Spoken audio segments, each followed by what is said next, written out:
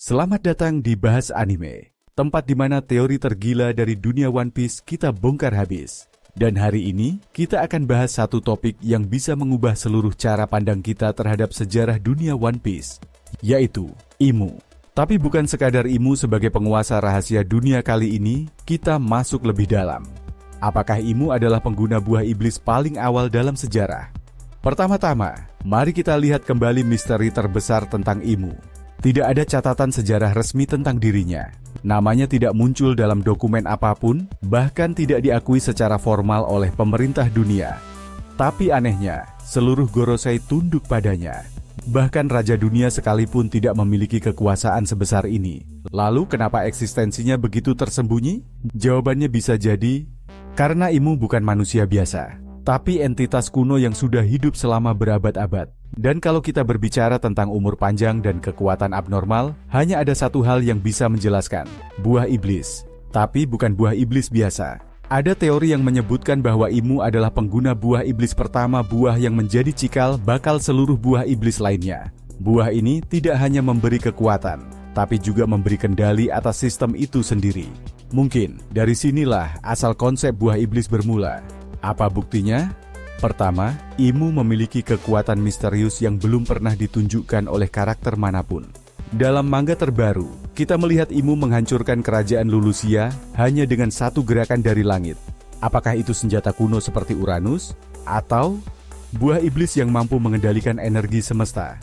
Bayangkan, jika buah pertama ini adalah buah yang menciptakan dimensi antara realitas dan kehendak, sebuah buah yang mampu memanipulasi eksistensi.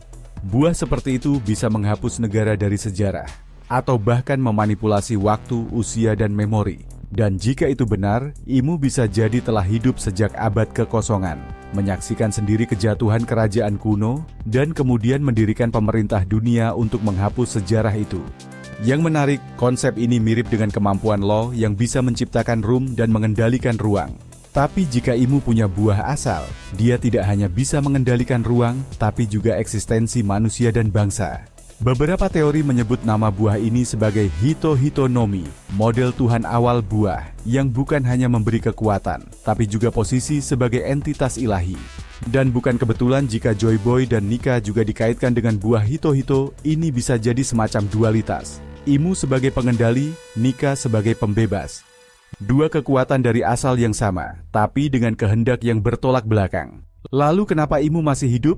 Jawaban paling masuk akal adalah buah iblis itu memberinya umur abadi, atau kemampuan untuk meregenerasi tubuhnya secara tak terbatas. Kita tahu ada karakter seperti Bonnie yang bisa memanipulasi usia, atau Toki yang bisa melompati waktu. Tapi Imu tampaknya punya sesuatu yang jauh lebih ekstrim, immortalitas. Bukan karena teknologi, tapi karena buah iblis. Inilah mengapa tidak ada yang boleh tahu tentang Void Century. Karena jika orang tahu bahwa pengguna buah iblis pertama masih hidup dan mengendalikan dunia dari balik bayang-bayang, maka seluruh legitimasi pemerintah dunia runtuh. Ini bukan sekadar soal politik, ini soal kebenaran eksistensial dunia One Piece. Tapi, jika benar Imu adalah sumber dari semua buah iblis, bagaimana dengan pengguna lain? Apakah mereka semua terhubung ke satu pusat? Bisa jadi, semua buah iblis adalah pecahan dari buah utama. Setiap kekuatan yang kita lihat, api, es, cahaya, kegelapan, adalah bagian dari sistem yang lebih besar. Dan sistem itu diatur oleh buah milik Imu. Mungkin inilah alasan kenapa Teach atau Blackbeard mampu memiliki dua kekuatan buah iblis. Karena dia adalah anomali dalam sistem itu. Bisa jadi dia lahir dengan tubuh yang tidak normal karena satu alasan.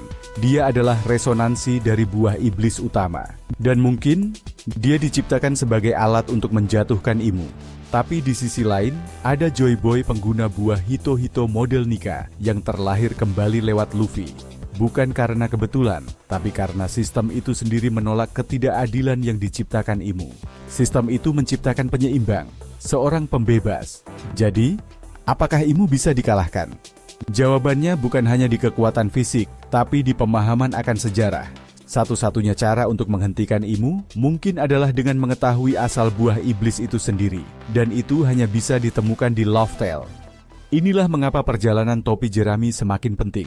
Mereka tidak hanya mencari One Piece, mereka mencari kebenaran tentang dunia, tentang buah iblis, tentang Imu.